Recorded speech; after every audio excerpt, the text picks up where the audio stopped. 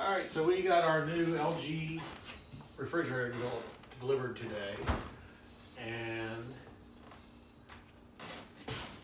ran into an issue.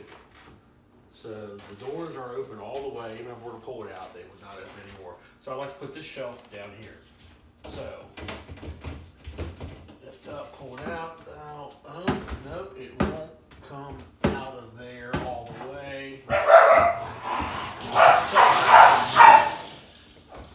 And won't quite come out. I can get it out if I do that. Oops. But I can't